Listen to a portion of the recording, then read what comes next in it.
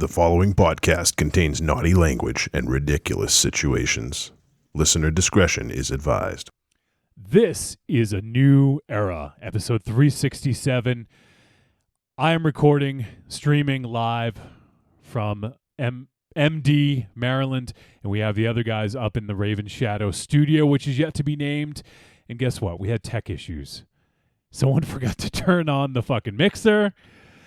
Lots of stuff going on. This is going to be interesting. So hang with us and welcome to Trick or Treat Radio.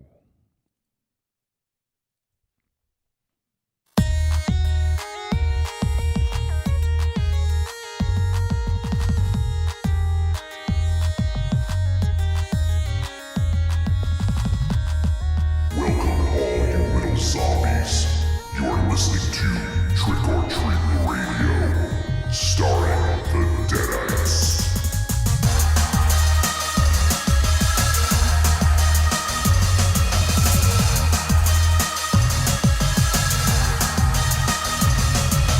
Welcome to episode 367 of Trick or Treat Radio. Trick or Treat Radio is the world's most dangerous podcast as a recorded, sort of, I guess, in front of an undead studio audience at the new Castle Wolfenstein and also on location at the Ravenshadow. But, you know what? We're already having tech issues, so let me just see what the hell's going on here. I lost these guys here.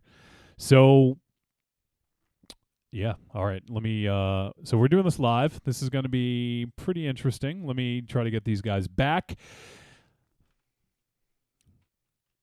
All right, so we now are connected with the Ravenshadow right now. I have you guys on audio, but not on video. So let me try to hammer that out. But probably better that way. Yeah, it might be. But yeah. Here we go. We're doing this first time. Well, I don't know how Ravenshadow is going to be able to deal with it. He can't look at himself. I know. See, it helps you with the placement. It helps me figure out us. I can see when you die. When he dies? What? Well, no, I'm hoping that he fucking. Well, I don't know. Yeah, You're hoping? No, I don't want you to die here, because then I got to explain that. I can just leave the studio. Who's and dying? have plausible deniability. Apparently, I'm dying. well, that's already happened before. That's why I was saying I want to be able to watch Max Zero on camera. You know he's right across from you. Yeah. You can watch him die live rather than. See, Ollie's going into business for himself. Yeah, Tinkle, what's going on? Things were going good until we got on the air, and now that we're on the air, he's gone batshit crazy. He was so quiet earlier. Did you touch that dog in his naughty I did not do anything to that dog. Don't fucking touch my dog, dude. I didn't touch your dog. Listen, ARF means ARF, dog. All right, so I got you guys on video now. All right, so I don't know what happened, but got fucked up, and it put me in reverse. So I was looking at myself on video. All right, now let's get back to the fucking business at hand here. This is episode 367 of Trick or Treat Radio, and as I mentioned earlier, this is a new era, a brand new era, an era of technical issues, of bugs, things that are completely out of my control now. So it's going to be interesting. But so it's kind of like old eras, actually. It's kind of like eras we've seen before. Yeah. We exhausted all old problems. We had to create a new version of problems. Yeah, by forgetting to turn on the on switch. I know, you should have turned that off. And also the audio on that end is not. It's pretty subpar because we still have some things to hammer out. I'll come clean on this one here. So in my haste of packing and getting everything ready to move, I put aside all the stuff that was needed for Ravenshadow Studio, and then the packers came and they packed it all away. So all the stuff that was needed to test things out before I got down here was packed away, and I wasn't able to do that. So we tried to make do. We didn't have a keyboard for the new computer, so I was trying to make it work. It just wasn't happening. So we did most of that here tonight right before the show. That's why if you're watching live, we are more than an hour late than we wanted to because we're still troubleshooting. And we didn't get everything perfect. But you know what? we're going to do a show. We'll get it out there. We're also, we're also called an audible that we're not going to be doing a film review this week because I didn't have internet until Tuesday night. And once I got internet, I had to build my studio. So that pretty much took all my spare time where I was not at work. I was not able. I pulled a Ravenshadow. I didn't watch the movie. And you don't get to watch the movie. And with all the, now you could be lumped in with the rest of us. Yeah. And you can't say shit anymore. He has a very decent excuse. That is a very good excuse. You know what? Maybe if he had friends to come and help him move, he would have had time to watch the movie. Maybe, but none of his friends lived down in Maryland. He could have helped him move around here. Yeah. Pack everything How's up. that going to help? And help him pack everything up, get it organized, so it would have been easier to unpack everything. Just come home, The Johnny. Packers, Stop, I would have fucked it up. it. It's been a week. Just come home. Are you trying to insinuate something? No, I'm flat out saying if people helped him, maybe he would have done it. I did help. How so? I was there. Wolfie can attest to that, couldn't you, Wolfie? You were where? I was helping you. Oh, not as much. Not as much as Aries. No, definitely not as much as Aries. Apparently, Aries was basically your gopher boy for the next week and a half. Gopher. How about good friend? Yeah, How about good friend? God of moving. How about that? The god of moving. Yeah. So big come in and take posters. Big ups to Aries. I appreciate all Aries' hard work. He did help me to move stuff out of the studio so it could get down here and the trash and everything. So yeah, so it's been rough. We're going to be doing an abbreviated show. The audio quality is not great, but you know what?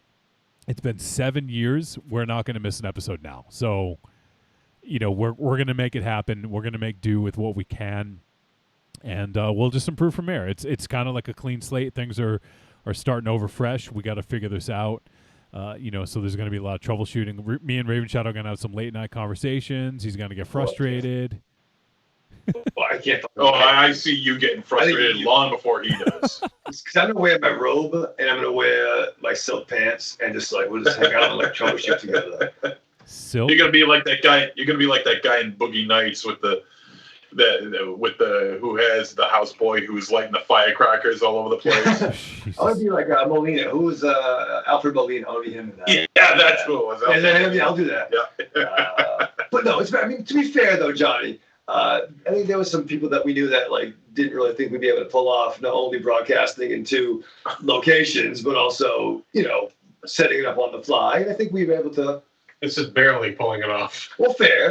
Yeah. It barely qualifies, but it still qualifies. All right, so Bill, you're right, and you said good luck. We needed it. But no, I think T-Dog's help, and we also had friends of the show, Marion, helped us get us going, and we were able to figure out a mash unit. I don't know, fucking thing. Yeah, we got it. We got it. I mean, we got you guys on video. Like I said, the audio quality isn't what it's going to be. We got you guys on video, though. We have the split screen. If people are watching live, they can see the split screen.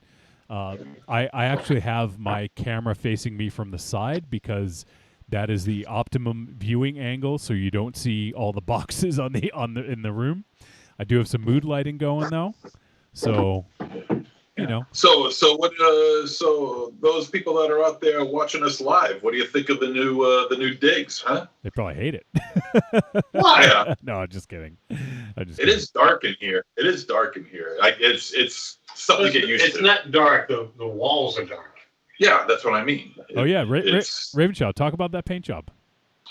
Yeah, apparently I'm the only one that likes the paint job. And my mom did support my initiative, but I can't always tell my mom if she just really likes what I'm doing or if she's just like, you like it, so I love it. I love you, baby. I don't know if she's really supportive. Well, you are the most handsome, according to her. Well, yeah, I am the only child, so it's fair. So there wasn't a big pool to draw from. Well, it's not like she's going around saying, Ollie's better than my son, better looking than my son. Well, that's fair. But no. I thought I had a vision of I like red, and I figured this was kind of my initial genesis of the Sexy Speakeasy. but then nobody wanted to hang out in here. But you can't call something a sexy speakeasy and expect a bunch of guys to want to come in here. Yeah. Well, you're the guys that fucking plan C. I'll tell you that much. I was trying something else to happen, but all right. Why? Yeah. What, is this the casting couch that I'm sitting on? Yes. So how old are you, Monster Zero? I thought that squishy sounded familiar. Do you have any idea on you? Yes, and this is my mom. Let's relax a little bit. So you've always wanted to be in movies, huh? So this is the first iteration of this new era. We're going to see this change and grow. It'll be interesting. That's for sure. So, we have a lot of things to hammer out because, for 7 years I worked on getting a studio together, so we can perfect things.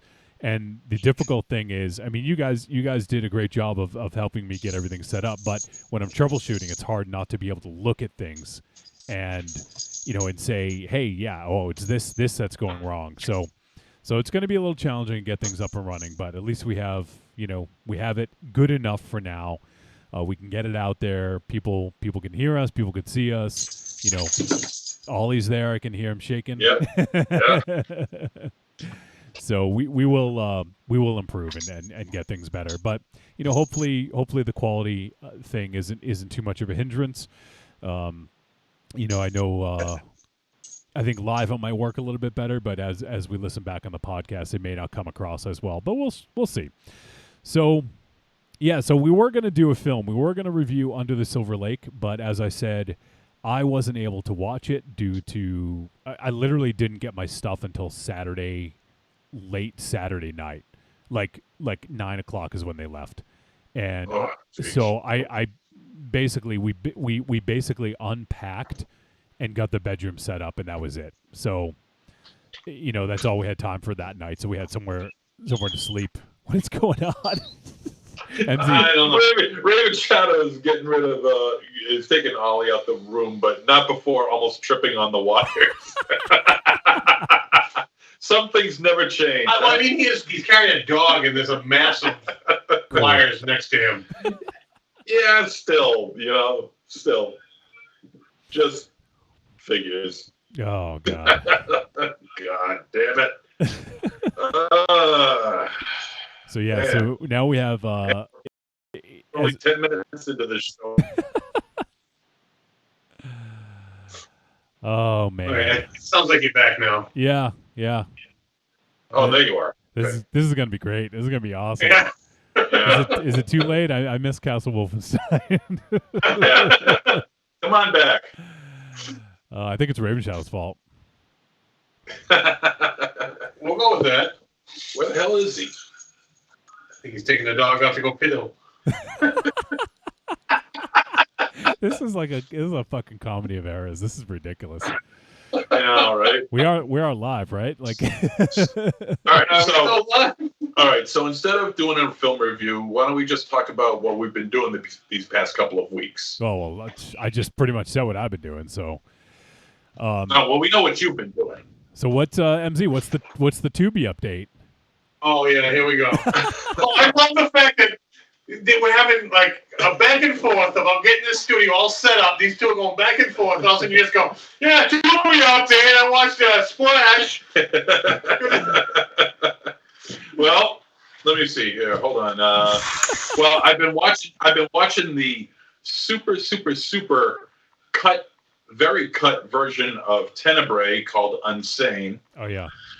Oh, that's an eyesore. That is tough to watch, man. So why are you watching? Because I've never seen it before, and I just want to see how bad it is. Okay. Not that, but a little. It's Argento. So, and then let's see. I watched The Bird with Crystal Plumage, which was uncut, believe it or not.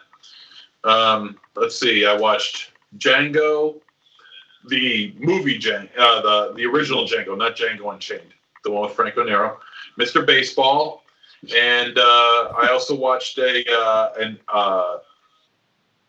I watched a string of the late 70s, early 80s TNA comedies.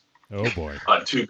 Oh man, such great stuff. It even had my favorite, the one that I used to watch when I was a kid, Screwballs. Yes. Oh my God, that movie is so good. They're all really the same thing.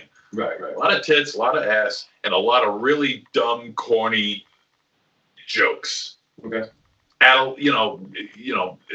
Adolescent humor, toilet humor. Really great stuff. So I'm watching Screwballs. I watched Loose Screws, Screwballs 2. I watched. Did it really get a sequel? It's got a third one, Screwball Hotel. Well, it was always envisioned as a trilogy. Yeah. Originally. And let's see, what else did I watch? What else did I watch? Oh, I watched Joysticks. I watched The Pom Pom Girls. I've seen that. Yeah, with David Carradine. Yeah. And let's see, what else did I watch? State Park. That stars Kim Myers, who played Lisa, from the lead female actress from A Nightmare on Elm Street Part 2, Freddy's Revenge. Okay. And it's terrible. That movie's just awful. It even has Ted Nugent in it. Wow. Yeah, even the Nugent's in it. And it's like, it's just beyond terrible. Did you ever see Last American Virgin? Oh, hell yeah. That was pretty good, right? Yeah. Last American Virgin, yeah.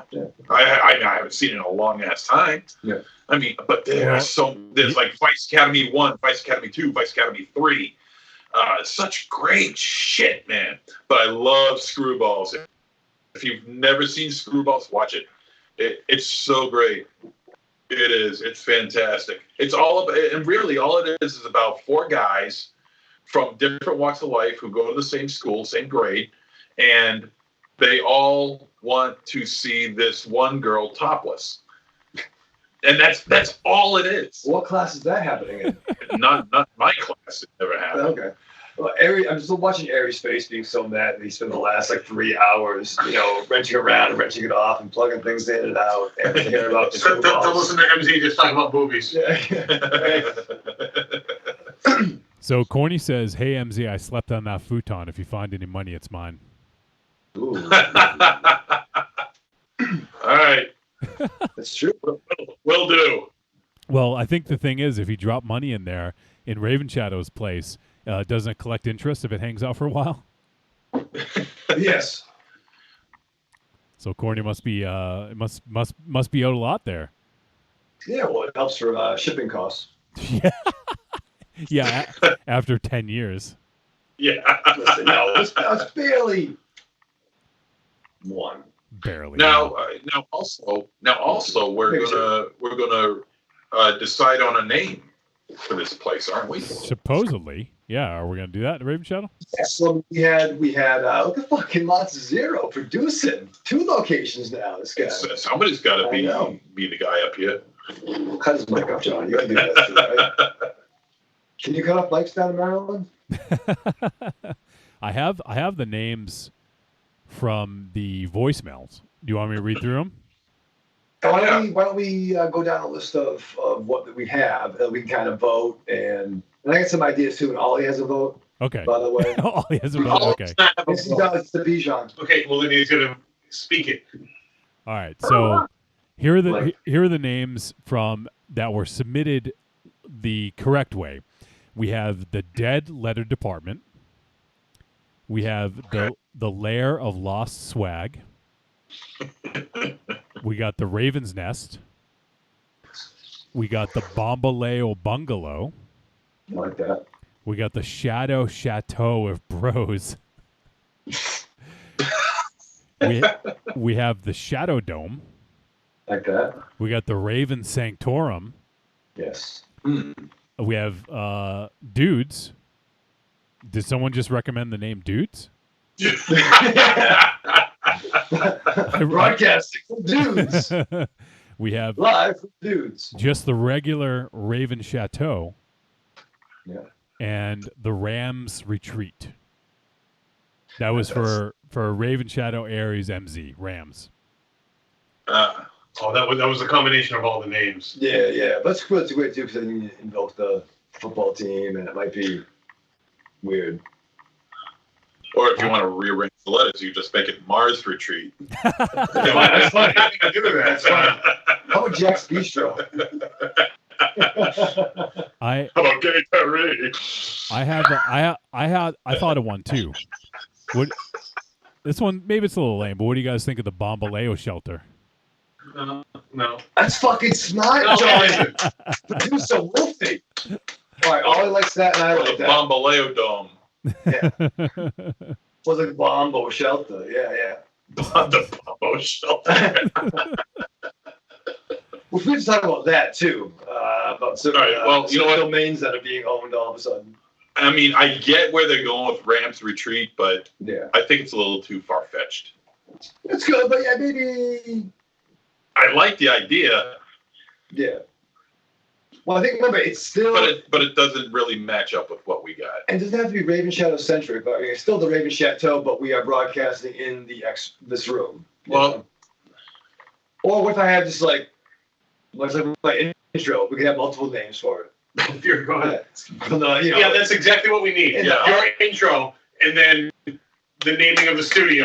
So that'll take an hour away from the show. Good idea. So it's from the Ravenshadow, broadcasting in the heart of the Lair of Lost Swag, a.k.a. the Bombaleo Dome, a.k.a. Ollie's favorite room, a.k.a. God. Shadow Chateau. Oh wait, wasn't 4000. Golden Pillow Productions one? Yeah, in the corner of Golden Pillow Productions. Where is that? Yeah. I'm just like, hey, you want the Golden Pillow? No, I'm just curious. I don't want to sit on the Go golden get it. pillow. No, I don't want Quick, the Ollie, fetch the Golden Pillow. golden. He'll get there. Ollie's a good boy. Is he on camera? Is he showing? He's right here. I don't think you can see him. People like him. Use your own phone. Huh. I can't. So yeah, so what do you want to do? So it's 5 of us. Right, well- what do you should you write down? Well, the picks? I would say Rams Retreat. I wouldn't vote for that one. Why don't we get some paper? We'll put it all in. Oh, Mama, let's look at that. I believe there's a golden pillow coming your way. This is outstanding. See the studio. The studio has so many, people here and Did- whatnot. did Think I'm Ollie- fucking kidding? did Ollie fetch It's that? Good boy, Oliver. Ollie, good boy. Give him a podcast. Sit on it. There you go. So no, he fucking hates you. Me and my You dog. gotta stop touching him in those places. Oh man, you can have that pillow. Well, That girl belongs to you now. I stopped at Taco Bell before I came here, so That's good. Oh boy. I'll give you a stunt pillow. Should we all All right. write it down? Should we all? And Johnny, you can write yours down and put it in front of the camera. Why do we need to write it why down? don't we write them down? This isn't a secret ballot. Yeah, Oh just decide Are which you one you ashamed, want. ashamed of what you're voting for? no, I thought that might bring some fucking radio drama, but apparently fucking no producer. over Radio here. drama by writing shit down. Does that make any sense at all? It's also a video show. Okay. That's a video show. I got my pen. Look, he's got a goddamn pen in his I do hand. got a pen. Johnny, come back. You know, you got a phone. You can put your answer in the phone. You don't need your goddamn Post-it notes for this.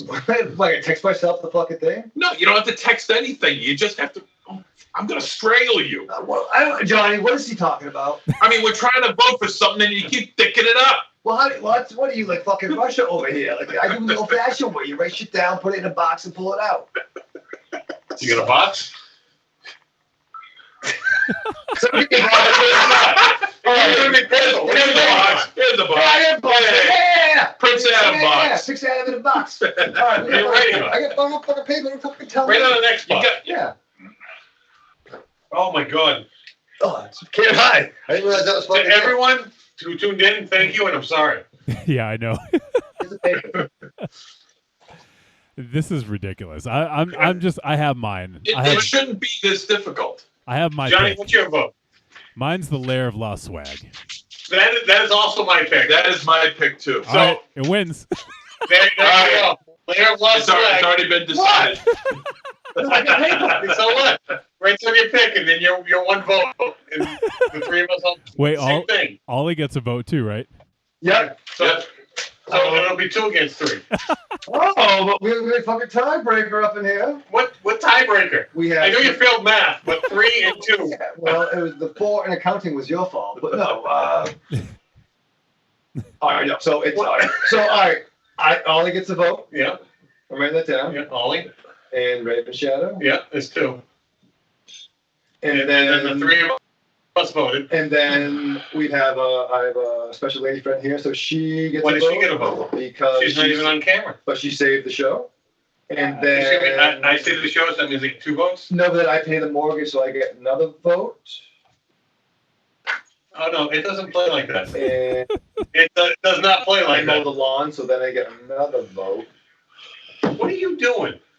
Killing myself. So Monster is dead, so that nulls one of his votes. So it's the Bambaleo is Mega Awesome Clubhouse. No. Lair of Lost Lair of Lost Hey! Lair of Lost Swag. I get behind that. All right, so it is broadcasting from the Lair of Lost Swag at the Ravenshadow. How about that? What are you doing here? I don't know what the fuck Coin did, but I heard some fucking things. I'll tell you that much. No, he's fine. Hey, I hey, don't know what, but I imagined. Hey, Ravenshadow. What? One thing you got to keep in mind now that we're doing this from your place, no streaming of video while you're broadcasting. I'm not saying you are now, but like you can't watch Netflix or do anything like that while the show's going on. Oh, that's good to know. Yeah. So if your special lady friend's hanging out, Nothing. well, is it internet TV or is it cable box? What if they were watching the show live? Is it the cable? From cable? Watching a show live, that might be okay, but it could might have to monitor that.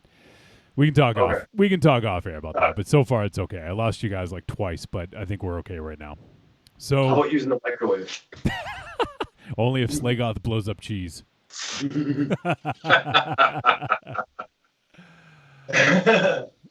So Corny is excited. He posted a GIF that says "Hell yeah" because he won the Lair of Lost Swag. So There you go. So now Ravenshadow, you get to ship him something. Yeah, which they went out on it. Which pretty much solidifies the name. Yeah. Couldn't be more. No, It couldn't work out better than that. It's a new studio. It's a new era. We're turning over a new leaf.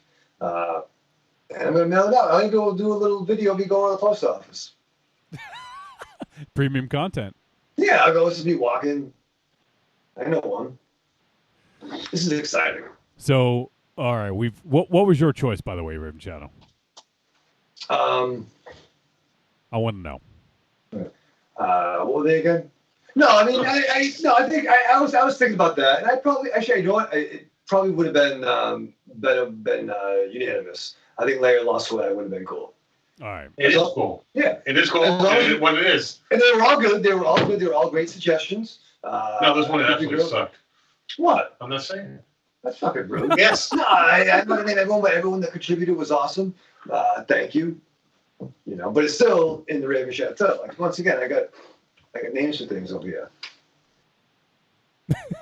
That Bill's name is Rocket Buster. Don't tell me. I got names. Yeah. It's exciting. So here we are. You guys have the new studio. Tell folks Ravenshadow. Obviously, not everyone's watching the live show, but some people are going to be watching or listening to the podcast. So talk about the decoration. Yeah. Or successes.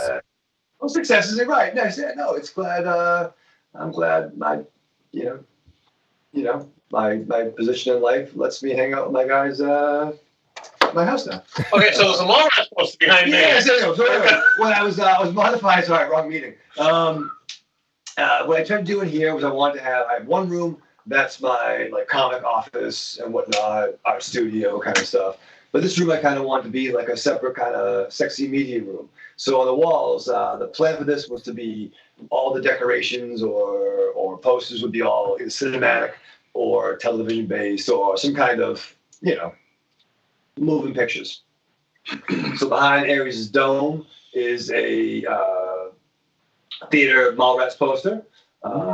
Very cool. To the right of that is a May 2002 Spider-Man 1 Tobey Maguire poster.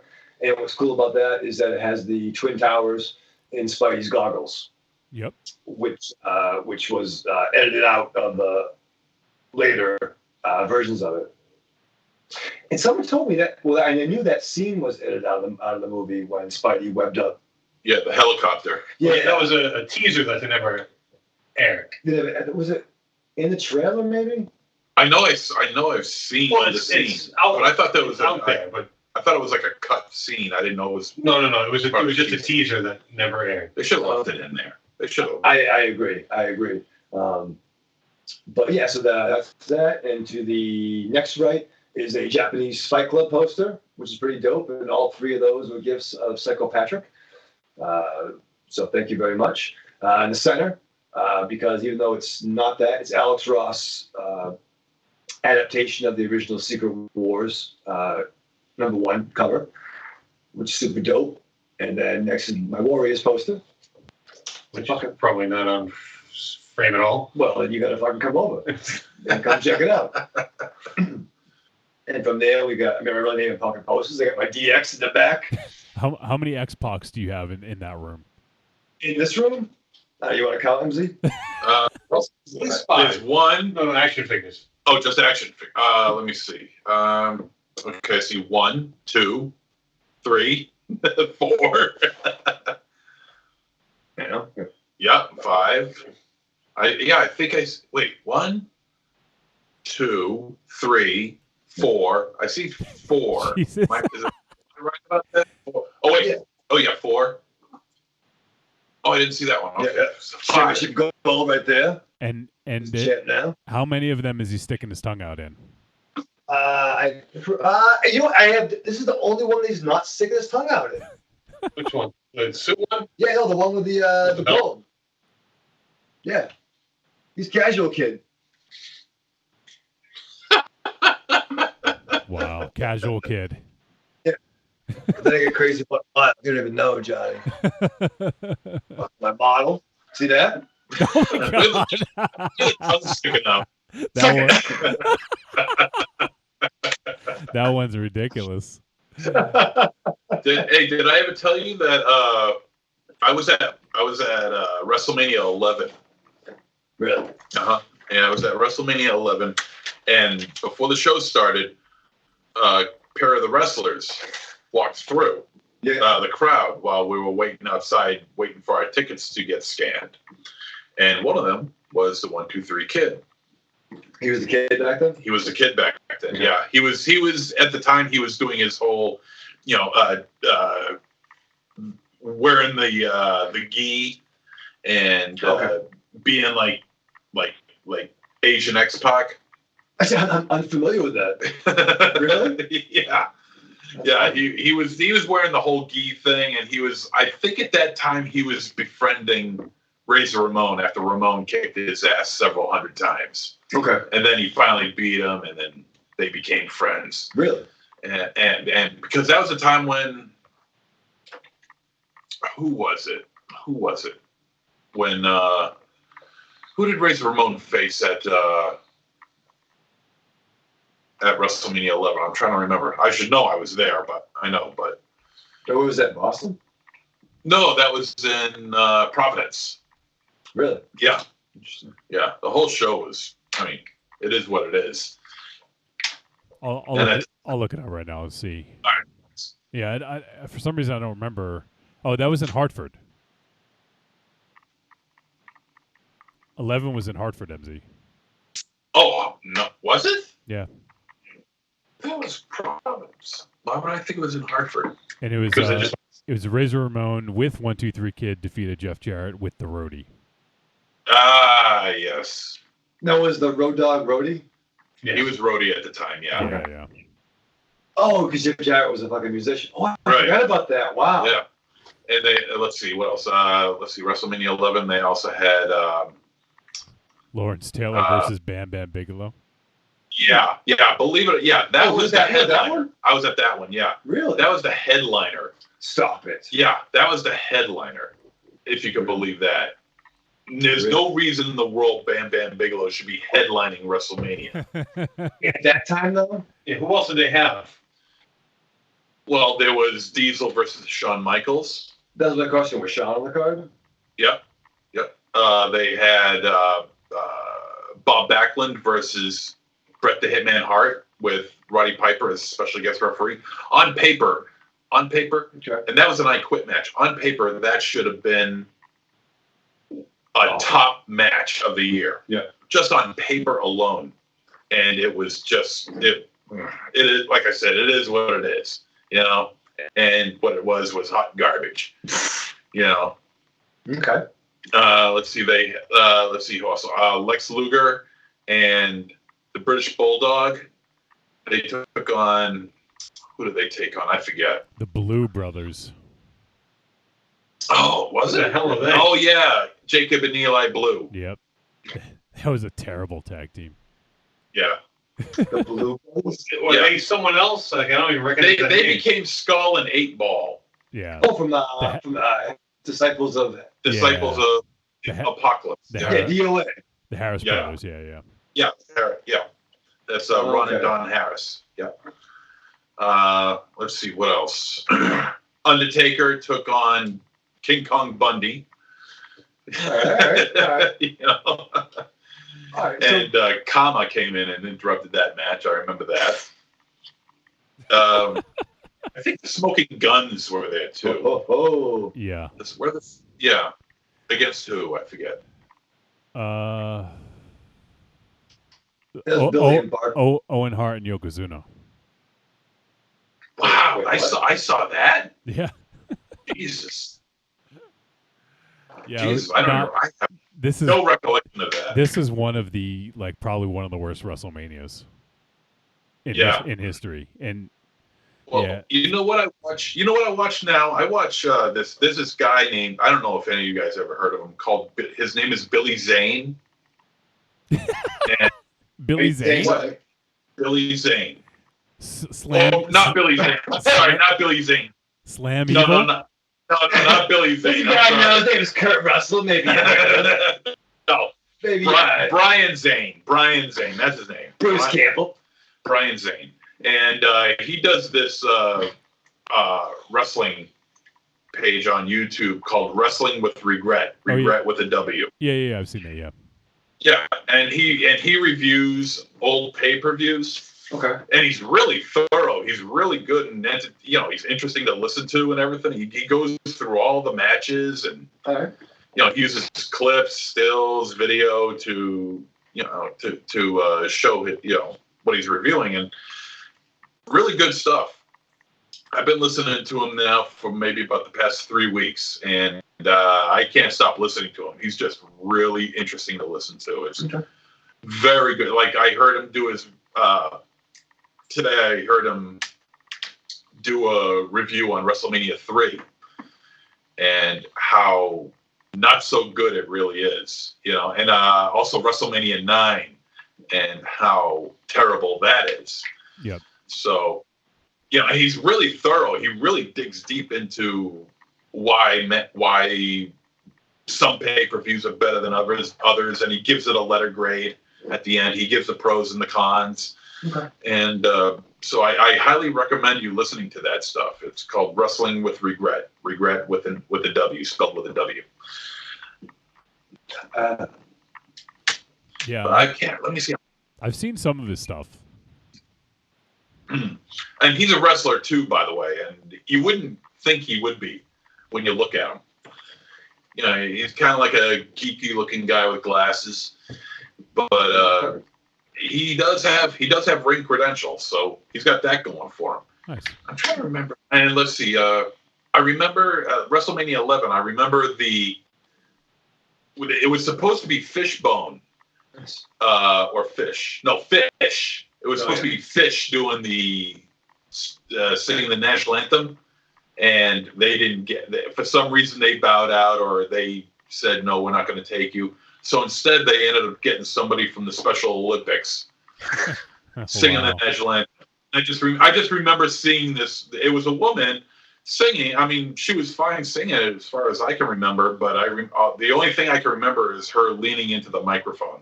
She was standing up and just I think the microphone was supporting her or something like that. Okay. And let me see. Who else was there? Salt and Pepper was there So I can say that I saw Salt and Pepper in concert. I have. Do you want to? What's wrong with Salt and Pepper? Push it real good. I heard that song a while back, and like all they do is say "push it" over and over again. Yes. They never. It's not a good song. No. I love Salt and Pepper. They're in They're effect. great. Like I fully understand they're in effect by the song's ending, because they tell us. But they sang. When Lawrence Taylor came out, they were singing "What a Man," but they were throwing in like references to Lawrence Taylor in the song. Okay. It was so ridiculous. It's like, and, oh shit! I almost forgot. And this is great. This is great because and you won't find this on the WWE Network. You won't find it on any video cassettes. It was only live on pay-per-view if you were watching it, because I remember it, because not only did I go to it, but also I bought it just so I could watch it on tape. What are you nodding for? Anyway. Go ahead. What happened? Who took their boobs out? No, nobody took their boobs out. But one of the members of Salt and Pepper started thrusting her ass into the camera. Nice. She was like twerking right. Was it Pepper? I had it in Pepper. No, it was Salt. Really? Oh wait. No, it was Salt. It was Salt. Really? It was Salt. And because Vince McMahon and whoever else was doing the commentary with him. Apparently, they had a hot mic. Okay. And as she was shoving her ass into the camera, you can hear Vince going, "Wow!" You won't find it anywhere else. Only on that live. Only when it was played live at that time. I'll never ever forget it. And it was so funny. I couldn't believe it.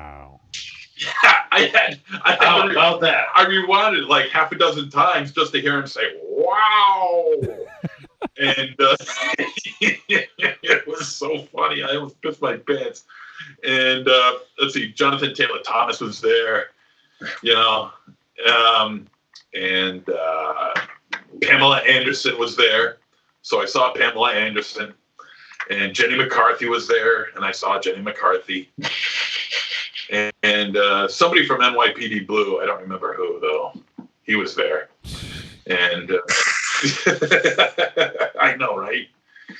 And that's pretty much it. I don't remember too much more about it.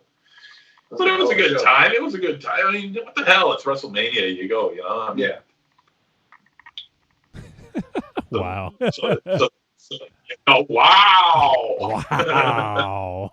I just wish I've always looked to see if somebody kept that tape and put it on YouTube, but so far no luck. Oh yeah. I wonder, because people would have had to have it on VHS, probably, right? Yeah. You won't find it on VHS on home recorded. You won't find it on like Coliseum Video. You won't find it on DVD. You won't find it on the WWE Network for only $9.99. It would only be when you recorded it live. And I laughed my ass off. I couldn't believe it.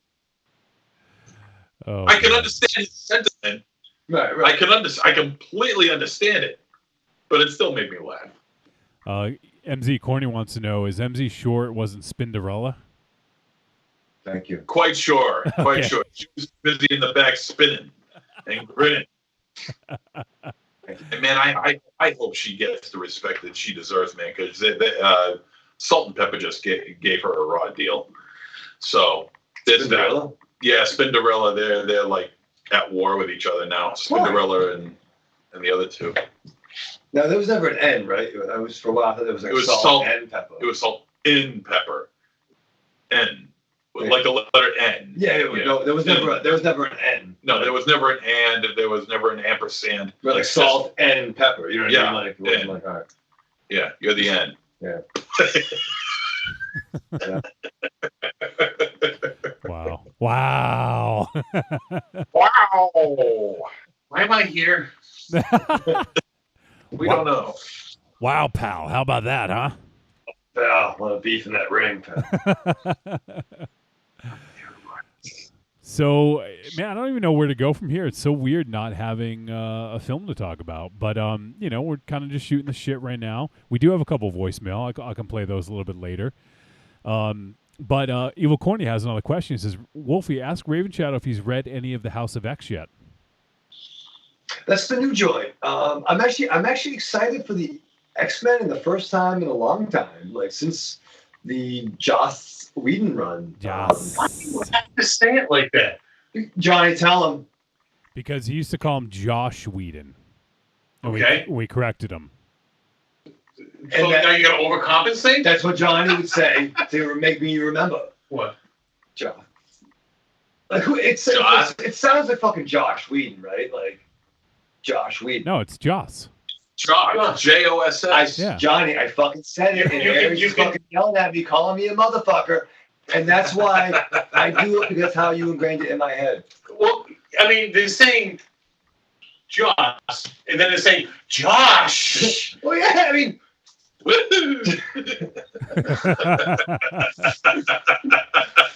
Josh Whedon. I mean, I don't know. Will you stop saying it like that? It's different. It sounds like fucking corny. Why do you was going to go to Corny? Because You're not going to it's be able to turn it on. Corny. You're from Alabama. It sounds like Josh Whedon, right? Who knows anyone named Josh? I know one guy. Anyway, It makes movies. Why do you say it like that? it's a dramatic effect. It's a radio program, but no, I think we're Wait. Say Josh. Josh. Say Josh. Josh. You son of a bitch. You bastard. You are a bastard. You ever see that Family Guy when they're trying to whip? Hey, Ravenshadow. Cool. Ravenshadow, say Joss. Josh. Say boss. Boss. Say Josh. Joss. Josh. Joss. Joss. Say Joss. Say Haas. Boss. Say Say boss. Say Jaws. Josh. Say Jaws. Boss. Like Brian Bosworth. Yeah. The original stuff. Say pause. Pause. Say Joss. Josh. God. This is You ridiculous. son of a bitch. This is fun. This is the worst episode ever.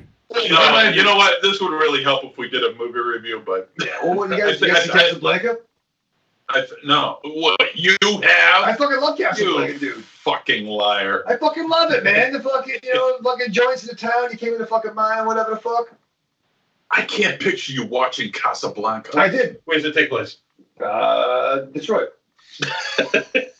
Casablanca, the fucking Nazis come in and ruin everything. Everyone's partying down there. Rick's got his fucking Cafe American. He's fucking doing things. You got Peter Lorre being all schemy, and the fucking officials corrupt. Nazis show up. All right. Bill comes He's in. getting the gist of it. Yeah. He's getting the Play it gist again, of it. Sam. I still question you, but you're getting the gist And of a it. lot of fucking people do. What Cole's trying to say is I am excited about that. What's trying to say anything? I'll tell you what I did see. I went to go see Once Upon a Time in Hollywood. Ooh. Yeah. Shit. I haven't had a chance to see it yet. That Easy. shit was tight. It's a breezy film, I hear. Oh God, is it good? It's good. It is good. Yeah, it is good. I don't know if I want to put it up with. I to be honest, it's really hard to rate which one of his movies is the best because they're all so good in their own different way. Sure. And this would just be right in the middle of that pack because it's Okay. It really encompasses the 60s to a T. It's done incredibly well. It's very large scope as far as some of the city scenes go, because you don't really see this in a Tarantino film where they're taken off into the city, and like big scenes going on, But the guy who played Bruce Lee, I thought was fantastic. Looked exactly like him until he took off his glasses, I have to say. until he took off his sunglasses, the guy looked exactly like Bruce Lee. Okay, now I mean, I sounded like him too. I think do his wanna name see is Mike Moe. Mike Moe, that's his. Yeah, I actually Moe. saw some blowback about that because of the way he Yeah. was portrayed. Yeah, his family isn't too thrilled about it. I think it's only because it shows him getting his ass beat. So without spoilers, like, why is it? Was he becoming a jerk? Like, how can you say it without? Well, in the spoilers? scene, he's showing he's like being shown up by Brad Pitt, that Lee was so famous for, and Brad Pitt's character was like trying to show him up. Okay. And well, I won't say what he did. Yeah. But and to be perfectly honest, man, I thought Brad Pitt was really awesome in this movie because he looks like when he first hit the screen, he looked like a young Robert Redford, like mid to late 70s Robert Redford, maybe even earlier than that, Robert Redford. And You're talking about the year, not his age. yeah, 1979, mid 70s, somewhere around there. That he looked exactly like him.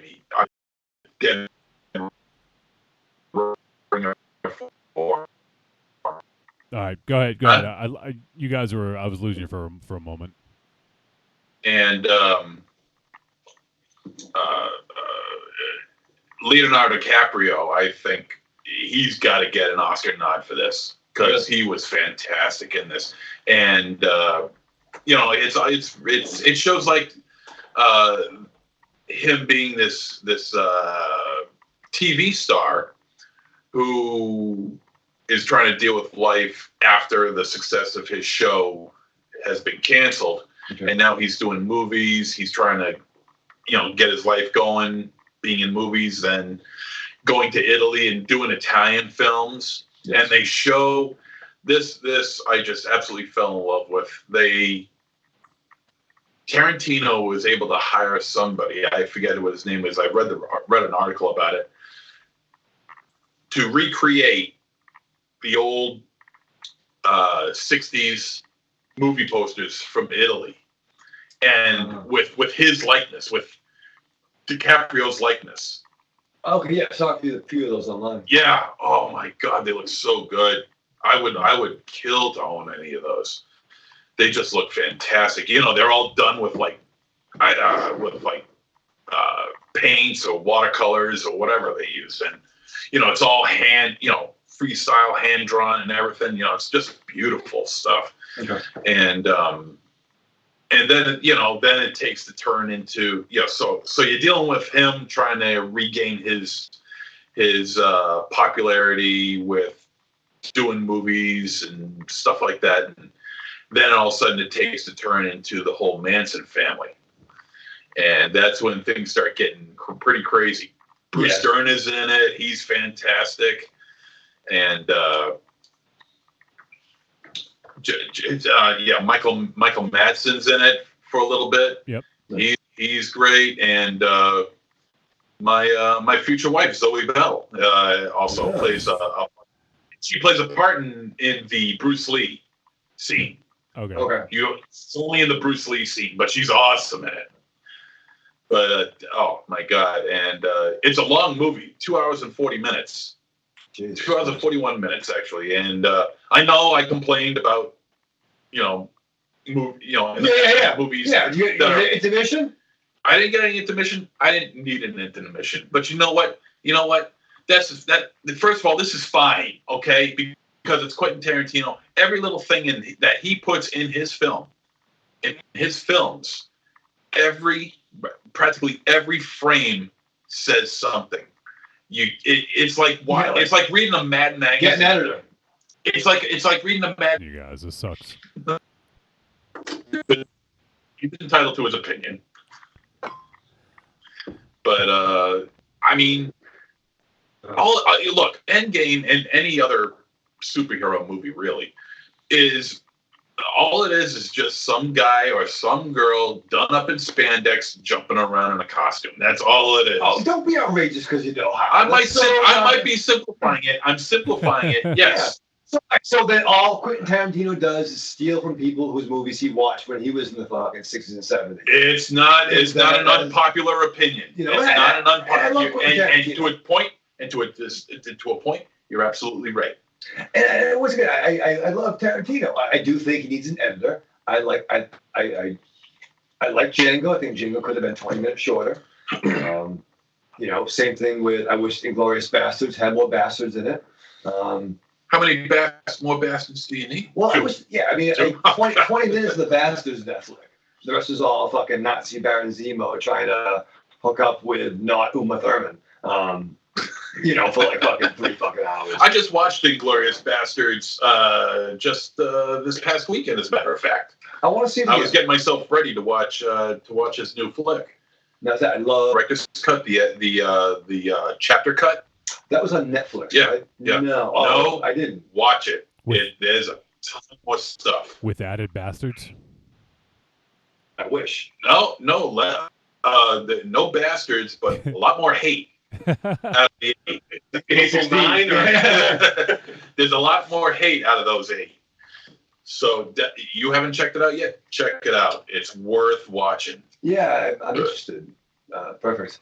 Is they split it up? Is it like? Yeah, it's done in chapters. It's done in chapters. Like I think it's 4 chapters, and each one is like an hour long.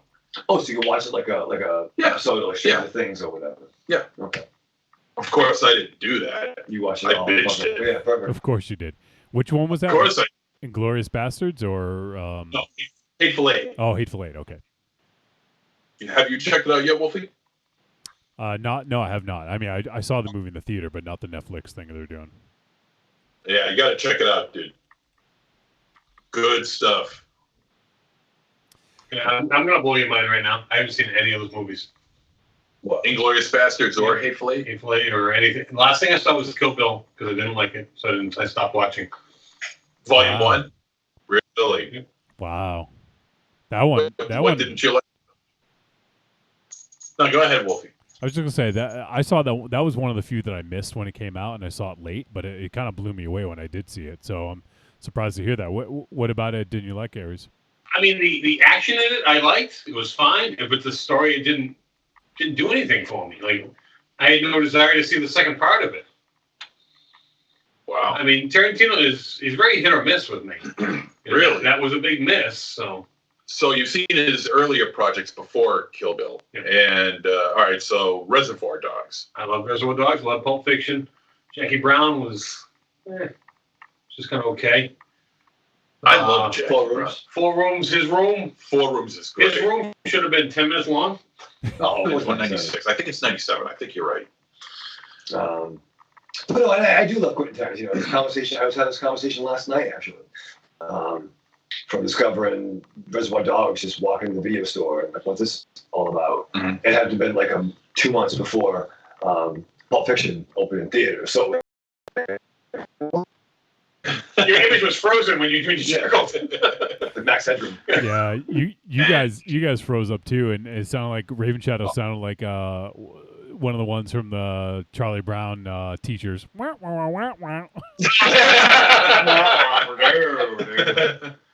Yes, ma'am? Yeah, Okay, ma'am. that's fucking.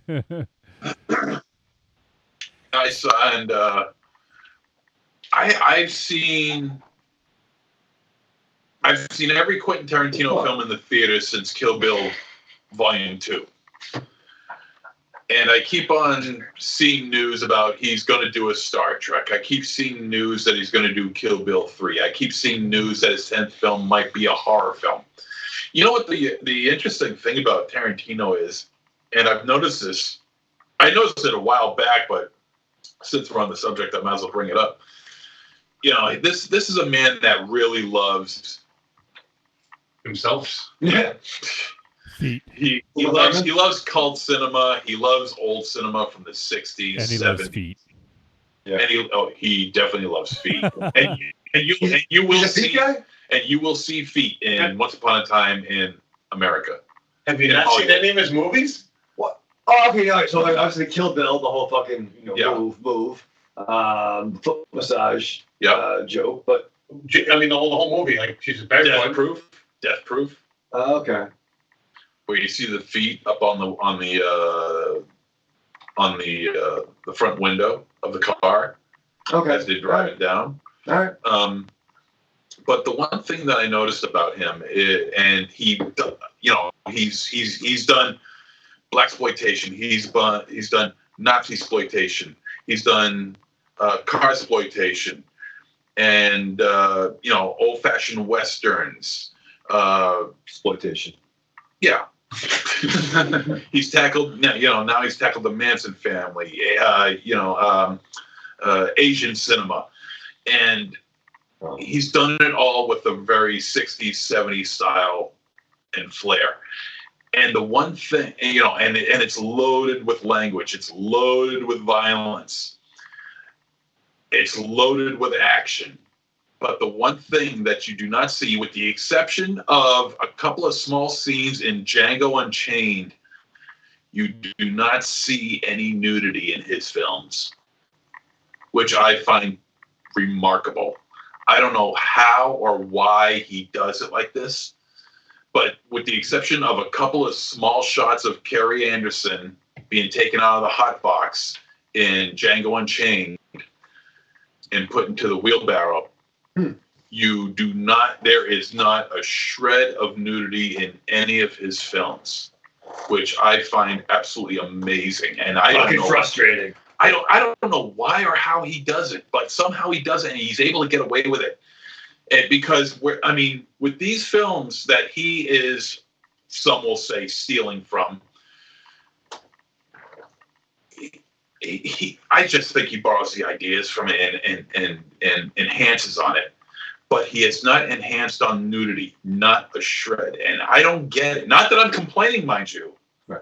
I mean, I can get my nudity anywhere. And you do. Internet, nudity. Yeah. I'm surprised you're not watching it right now.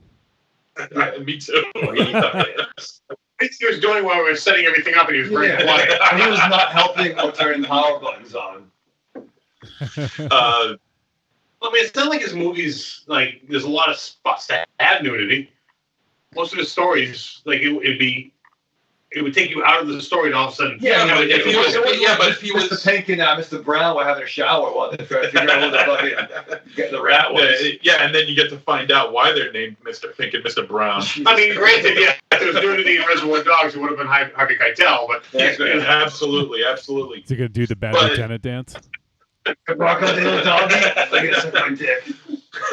But the films that he is referencing from are films that are known to have those three qualities: the language, the violence, and the nudity. Yeah. He just happens to leave the nudity out. And like I said, I'm not complaining. I love Quentin Tarantino's film. In fact, I think he's the only director that I have all his films of, even more than Dario Argento. So I have 100% of Quentin Tarantino's directed films.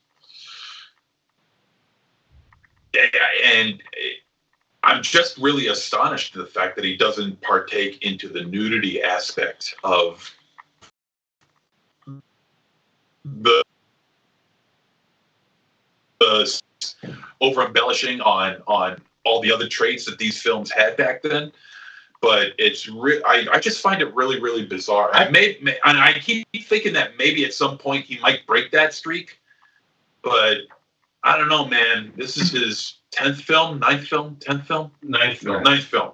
And so far, we've gotten a couple of snippets out of Django Unchained, and that is it. So number 10 is just going to be straight porno. You know what? You could get it all out in one. You know what? Well, like I said, he's either going to do Star Trek, Kill Bill 3, or a horror movie. We know we're not going to see any nudity in a Star Trek movie. It's just not going to happen. It's supposedly, if he makes a Star Trek movie, it'll be an R-rated Star Trek movie. Oh, sure. And Star Trek has been notoriously very sex-oriented. Actually, yeah. Throughout the original series. The TV series. Yes. Very sex-oriented. I wouldn't know. I never watched. Even Next Gen. This fucking Randy. But that's what I mean. People lost their minds when in the second movie of the remake movies where someone strips down to their underwear and she's just blatantly standing there. But that was so 60s Star Trek because that's all it was sex on TV. All right, maybe. All right, it's possible. It's possible. It's not possible. That's what that was. No, I understand that. No, but I'm just going by with the possibility that if Tarantino does go with Star Trek, that the possibility is there that there could be some nudity. A horror film, if he's looking at recreating 70s style horror film, I can't see how he would pass that up. Kill Bill 3, I don't see really any need for it. The first two didn't have it, didn't need it. I don't see any reason for the third. But he's never really even had like any kind of like romantic scenes, really, though. I mean, maybe Django's probably the most romantic movie he made. Which movie? Django. Oh. I think he's kind of like Batman when he's doing the film thing. Like he doesn't have a dick. Like he doesn't even. It doesn't excite him. I think the odor of popcorn, 35 millimeter, and like Charlie Bronson is what gets him going. And Uma Thurman, she's like the one chick that like gets his. I don't know. Sex scene in Pulp Fiction was pretty romantic. Okay, perfect. Yeah. So that was where Ving Rhames was wearing the ball around his mouth. That was pretty hot. That was a level of intimacy that first-time directors couldn't capture. So I mean, I think a lot. Sorry. No, go ahead, Aries. I was just going to. I think a lot of the fact that even though he's borrowing, in quotations, a lot from 60s and 70s cinema to make his movies, and a lot of that did involve sex or nudity. Nowadays, or even when he started making movies, the nudity in film wasn't as prevalent. I mean, it wasn't done to the extent that it was done back then. Yeah. When he in the 90s, it was there, but it wasn't so in your face. Like every movie had to have just a random set of boobs just walk by the screen. Right. So I think that has a lot to do with why he doesn't have any in his movies.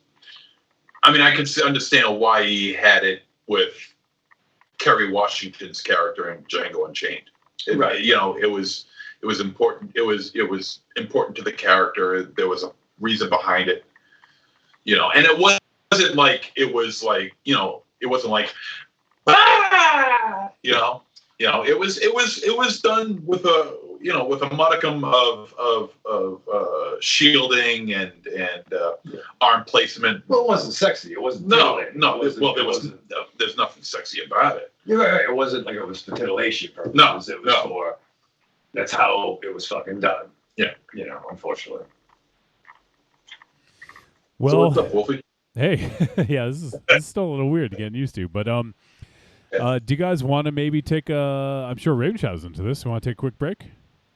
That'd be pretty cool, Johnny. I'm concerned. I think that'd be nice. So if my music is working correctly, because some of the other stuff wasn't working, but I will see if it gets working, and then we'll head to a quick break. We'll come back. We'll get a couple voicemails, and we'll probably just start to wrap up. This is going to be a short one because of the tech issues. We started an hour late and everything. So, so I know Ravenshadow, you can't do your whole thing because we're not reviewing a movie. But if people want to, they can help support us. The best way to do so is to go to Patreon, patreon.com/trickortreatradio, or get us a new cord. Yeah, now we need a bunch of new equipment. But you can head there and help support us. I will let folks know that I was without a computer for over a week, and now that I have internet, I'm still buried in a sea of boxes. We will get some some exclusive content out for Patreon supporters as soon as we can. I apologize for the lack of content, but things are a little crazy right now, and we're still working through some issues. So once we do, we'll double up in the next month if we have to, but we'll make sure it happens. So, but yeah, if you guys want to help support us, as little as $2, head on over to patreon.com/trickortreatradio, and there's a few other ways you can help support the show. Head on over to trickortreatradio.com. And then while you're there, scroll down, you're going to see an Amazon logo. When you see that, you click on it. It brings you to Amazon. And then from there, it inputs our affiliate link. everything you purchase in that session gets attributed to us, but Michael Ravenshadow. It doesn't cost them any extra, right? But it's another way they can help keep the lights on. Did you nod off there? No, I was waiting. I was going to do his thing. I'm not off. Like, if this one fucking eating fucking. Don't complain. You put a fucking bowl of candy in front of him. What do you think was going to happen? See, I'm the all. Yeah, Don't- fucking trying. It's all your fault. Don't let him eat peanuts, okay? He will die. I no. haven't been keeping track. What have you been eating? There's definitely peanut butter cups in there. This is I've been eating Kit Kats and York peppermint patties. All of Nothing them. else. The Reese's Pieces and the Reese's Cups I am not touching. It's okay. Those white Reese's don't have peanut butter in them. I do not trust you. No, don't eat that. Don't eat Peanut that. butter cup, you prick. Look about some premium content. Come on, Yeah. you get it. No, you MZ, no, in you the, don't want that premium content. MZ in believe the me. hospital. Yeah, no, I can't have ambulances here. I can't have that. Because once the ambulance come here, then the police is going to show Yeah, up. they all come at once. Fucking Well- fire trucks. Like, nothing is fucking burning, asshole. Well, Ravenshadow would really bring the property value down. That might help you. Yeah, I ain't playing a little case right now. Yeah, I got a funny story about that. I'll take it later on. So, Exciting. so yeah, if you guys want to help support, then there's also some digital content on trickortreatradio.com. Just click on store, and from there you can go ahead and buy the greatest hits of Trick or Treat Radio's volumes 1 through 3. $3 a pop. You get the hits, the misses. You get some cool interviews and some other stuff. So check that out. I know our boy Dane Under had referenced them a couple weeks back and said that he really enjoyed listening to them, and he especially liked the MZ doing the fistful of 50s and the bouquet of dildos. Yeah, that's a fucking classic. So there you go. So help support the show. We do need some new equipment, and actually the Patreon money from August went directly to buying some equipment that Michael Ravenshadow received. Thank you. Shipped right to his house from Amazon, and And I already broke it. yeah, and he's missing something. You so- broke it? No, I didn't. You fucking broke it? I opened the fucking door and I took it in. There was something missing. It's not a homeless dog. What do you? And that box was pretty crushed. That's how I found it. I sent you a picture. Listen. Oh, I did see that. Yeah. Yeah, see, that's how fucking it was. It was not sealed in my doors. I bought pizza for these guys, Johnny. Yeah, I know. You bought pizza. Aries bought you beer. Yeah, it was nice. It was a little yeah. quid pro quo. Yeah. So Quid pro, bro. I'll work quid pro bro. Giant soul. Jive soul bro. Yeah. 5'7" devil. What's up? Wait a minute. So Ravenshadow, I know you did watch the movie, but you know what? As you were getting ready for the show tonight, what did you do to prepare for the show? Oh my God! I went and got dinner. I dusted. I You busted. dusted? Yeah. What? Not this room, but in the room. No, it was very exciting. I got food. I took Ollie out. He was cool. I gave him some pizza. I finished watching the movie.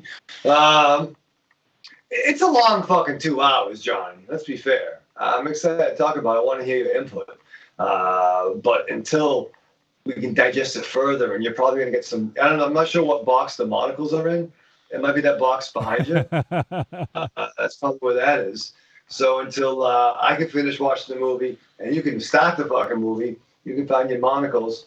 MZ can pick up his candy wrappers, and Aries can stop being so fucking surly. I'll just strap on.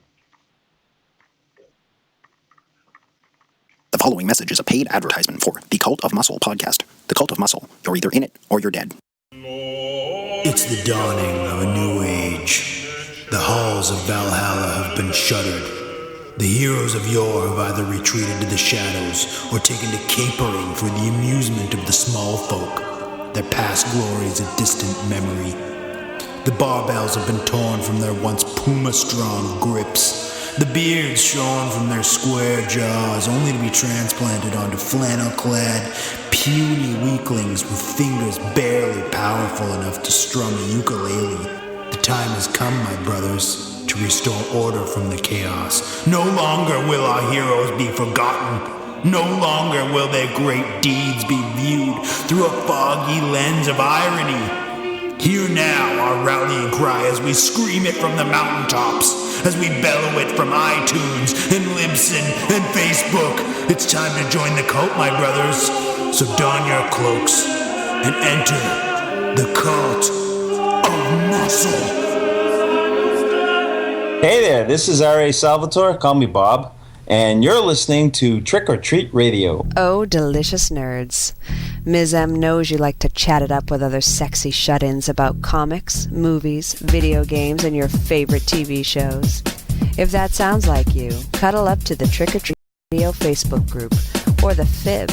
That stands for Fan Interaction Board. Just go to Facebook and search for Trick or Treat Radio and have more fun than a jet. Trick or Treat Radio at trickortreatradio.com.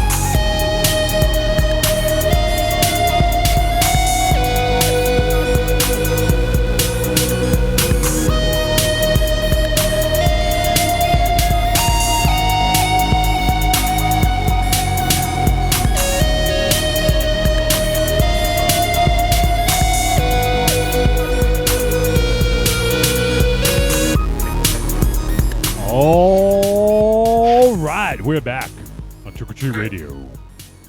Yeah, I was just talking to Aries about what would be the best film since the last Tarantino film he saw. So you got Kill Bill 2, Death Proof, Inglourious Bastards, Yep. Django Unchained, Hateful Eight, or Once Upon a Time in Hollywood. Well, I haven't seen Once Upon a Time in Hollywood yet. That's a tough one though. I might say I might have to go Hateful Eight. I might go Inglourious Bastards. Inglourious Bastards is awesome. Yeah. The only thing that film lacks, though, not that it's an issue, but in comparison to all his other films, that movie lacks star power. I guess, but I mean, is it needed? I mean, Christoph Waltz was fucking awesome in it. Christoph Waltz is terrifying in that movie. Yeah. In Inglourious Bastards. Oh yeah, that fucking. He is, because I watched that, and he is just terrifying, especially that opening monologue scene. That scene with everyone under the fucking stairs and he comes in, it's crazy fucking tension. Yeah. And what sucks is that, maybe it doesn't suck, but like, he's so fucking evil, but he's still very gentlemanly and charismatic in Yeah. a way. And that's like probably the most dangerous kind. Yeah. And he's so fucking brilliant and he's so fucking good. That could have been his debut, right? What was that fucking dude in before? Oh Jesus, I don't know. Let me see. Well, like, has anyone seen him before? Oh that? yeah. Oh, I'm sure. It's just never really been picked out. You know. I don't know. I mean, Tarantino got him for a reason, I would think. And he's been in a lot of shit, by the way. Like that was not his first thing. He's done Not to be a dummy, but like, I mean, we've seen a lot of shit. Like, who can think of something before this that they saw? Well, the first movie he did was a 1977 TV movie called Der Einstad. That was good. Where that scares the shit out of me. I'm not watching that. Where he played a character named Gunther Wiesley. Nope, not watching it. Let's see, Parole Chicago. He was in Breakthrough. Yes, he did a lot of German cinema. Yeah, he's an Austrian-German actor, and yeah, and then I think that may have been his first American film, so maybe in a sense, maybe that was his breakthrough role here. Because before that, I think it was mostly Austrian and German stuff. But so Inglourious Basterds may have been his first American work as Hans Landa. That makes sense. I mean, something got Tarantino's attention for him, right? Like, because I'm all the way up to 1997, and I'm still going by German films, Austrian films, a couple of French films. Der Luga. Let's see, 1999 still. But that one made him like he after that he did a bunch of stuff. He did Green Hornet, Three Musketeers, Django Unchained. Yeah. He was in a bunch of stuff after that. Legend of Tarzan, Alita, Battle Angel. So he's done a lot of like pretty big stuff since then. I mean, he's done a couple of TV shows in the States, but here it is 2008, and I'm still looking at German titles here. And here we go. 2009, Inglourious Basterds. 9. Colonel Hans Landa. Yep. Thank you, Larry. Waterfell Elephants, Three Musketeers. No, that was not good. Come on. Aries. Muppets Most Wanted. Yes. Big Eyes. He was good in Big Eyes. I want to see Big Eyes. Big Eyes was good. Good movie. Spectre. Oh, he was in Spectre? I didn't know that. Put him in a fucking Marvel film. No. Don't do that. He should have been a great Baron Zemo. According to this, he's going to be in the Bond 25 film. Yeah. As double negative. Biofeld, or I can't really see it. Biofeld? It's Blofeld. Blofeld. That's my asking. Well, he played that character in Spectre as well. Ah, okay, all right. And Green Hornet was not good, but he was fun in it. Green Hornet was okay. It was okay.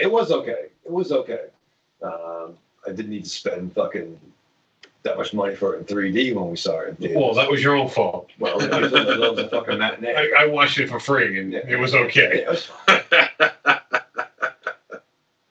But he's good. But I mean, if we're looking at post Kill Bill Volume 1, so Kill Bill Volume 2 to Once Upon a Time in Hollywood, I would have to say his best film is The Hateful Eight. I would agree, and like I'm closer to Aries with I like Kill Bill 1, and I still feel it really could have been one really good long movie. Well, that's what it was supposed to be. Yeah. And then they broke it up. And I love Quentin Tarantino. I made a joke earlier that he fucking steals shit. I love Quentin Tarantino. It was that huge impact on me at that right time in my life where I was seeing different films, like maybe around the 17 to 19-year-old range. And I love the shit. Don't fucking get me wrong. I love Quentin. I do feel he needs an editor. I don't know if he's somebody that I can hang out with for a long time. Like, he does that thing too. Like, didn't he? Legend has it, like, he brought Christoph Waltz over his house, and like as Christoph Waltz was like reading his lines, then Quentin acted out every single character in the fucking movie, and they did like a table read. And I just picture him with like a huge mounted coat, like there's like no windows open in his house. Yeah. Like there's weird like films on projectors that he's going down, like pulling fucking lines, and his nose is all fucking white. And Christoph Waltz is just out of his fucking mind. That's what I picture. Yeah, I would love. Actually, hold on. I would love to hang out with him. Hold on, MZ. Evil Corny has a good point. He says, "What the hell, MZ? Brad Pitt is in Inglourious You're talking about star power." Hack. Yeah, but he's no. I understand that, but I mean, he's only in it for a very small amount of time. He's only the star of the movie because he's the leading name in Hollywood in that movie. I mean, 99% of the people that are in that movie, I've never heard of before and haven't seen since. What about someone named Eli Roth? Never heard of him. fucking. First of all, he's not an actor. Okay, he was cool in it, but he's not an actor. He was good in that. I thought he was good in it. The Bear Jew. Yeah. What was the Office kid called? If he was the Bear Jew, he was the other one, and he was mad about it. The other one. Well, CDR. No, the kid from BJ Novak. Oh yeah, from The Office. That he was upset about. He was like, "Why am I this like?" Oh man. I mean, it had Bo Svensson in it. Yeah. Yes, which is awesome. Yeah, Bo and Luke Svensson, the fucking the Dukes of Berlin. Yay, Hall. Yeah, I'm gonna fucking do it. That'd be a weird General Lee. That would be. He played General Levi. He played Smithson Udovic. But Baron Zemo was the sniper, right? The kid that was a sniper in that played Baron Zemo in Civil War. Am I right in that? Let me see. I don't know, man. No, I think so. I think he was the fucking dude. That's the fucking dude, I think. I'm not down you. I just don't know who's who. And Michael Fassbender. It was before he was a star, but Michael Fassbender was in it too. Well, Fassbender goes back too, because he was like in 300, he was like 288. 288 out of 300. Yeah, out of the whole 300, he was like 288. Yeah. He was in that too, with the flowing locks, being all nude.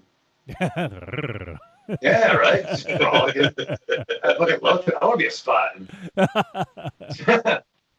You could be a Spartan. Yeah, I'd be the one that was thrown away. I would be like the hunchback trying to beg Leonidas to fucking join him. He's like, "Oh, Ravenshadow, can you run fucking 10 feet?" No, King Leonidas, but I can sit down and be a valuable contributor. I mean, they could have shoehorned in Samuel L. Jackson in Inglourious Bastards somewhere. Well, what was that plan about doing a Bastards crossover with like a black regiment? There was some talk about a black regiment in World War II that converged, and the Bastards make a cameo, and they do a team up. Really? Did you hear about that? No, I don't know anything about it. It's probably on the list of projects that he might do at some point. But That'd be cool. Yeah, like it was like a Tuskegee Airmen type thing. I don't know, but it was cool. But I'm on board. That with was years ago. So maybe so. It just fell apart. Well, I mean, here's the problem with Tarantino is he's only supposed to make 10 movies, and then he's done. And don't do that. Don't say you're gonna. Don't. He shouldn't have to. He shouldn't limit himself like that. Well, no, but that's what he said. Making 10 movies and he's done. Well, you know what? I don't know whether or not to believe him on that or not. I don't know. Maybe he'll do a TV show. Maybe. Yeah. Maybe. Producer credits. So. I really hope not, because I really like his work. You know, and even though it's gotten more.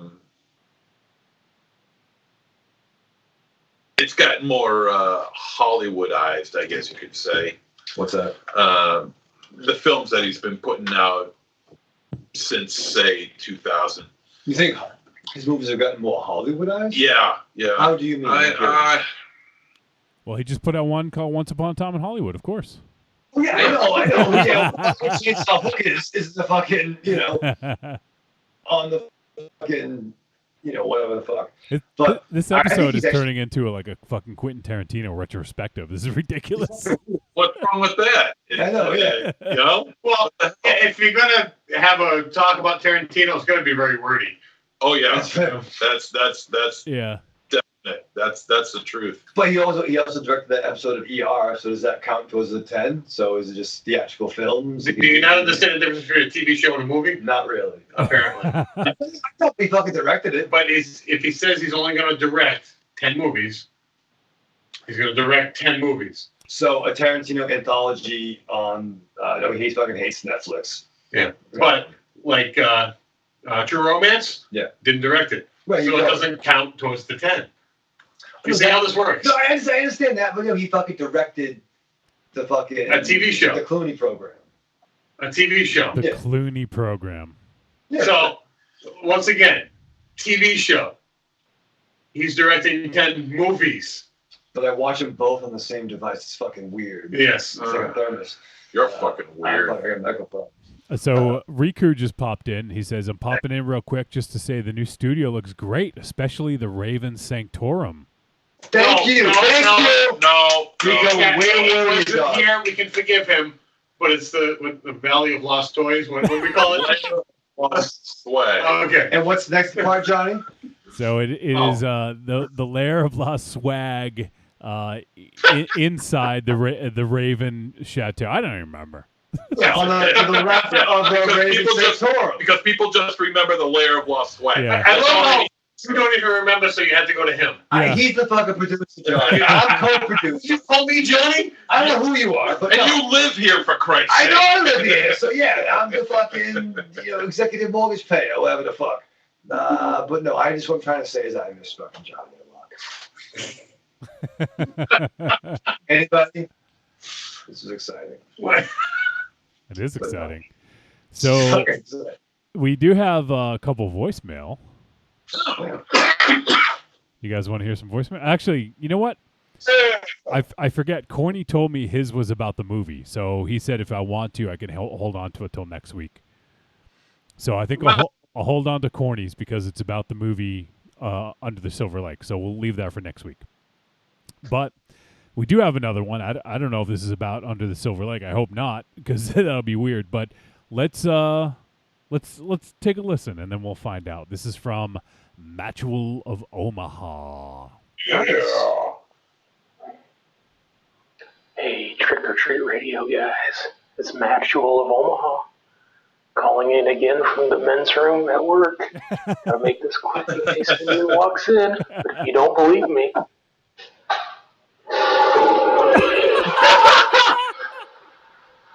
Wow. I love live. I'm very excited. I think somebody's almost walked in. I'm very excited to hear the new show this week. Hope everything goes great with the new setup. Later. Bye. Wow. He definitely was in the men's room. I would have believed them. They didn't need the toilet flushing. The men's room. Just that echo was alone. Yeah. Stall number 2. At first, I thought it was our equipment, but it turned out he was in the shitter. Yes. Wow, Matchwell. Well, thank you, man. And it's good to hear you, whether or not you're in the toilet or not. That's fun. Hey, I want interviews in there. In the bathroom? Yeah, we got to do more interviews. You gonna hang around the men's bathroom? When You gonna tap the guy next to you?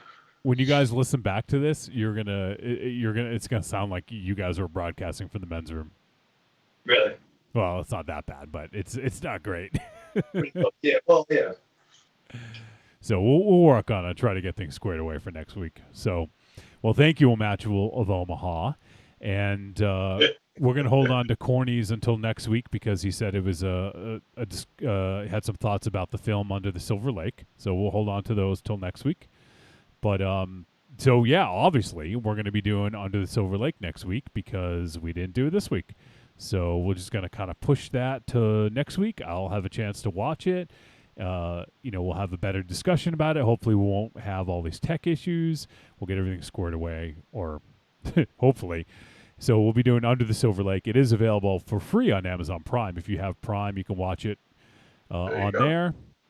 So give it a look. And it is the latest film from David Robert Mitchell, the director of It Follows. So give it a look and let us know your thoughts. If you guys want to send in your thoughts, podcast at trickortreatradio.com is where you send it. You can send in voicemail or an email, whatever you want, and we'll play it on the air. I'd love to hear people's thoughts because, I think he's I think with It Follows, he showed a lot of promise as a director.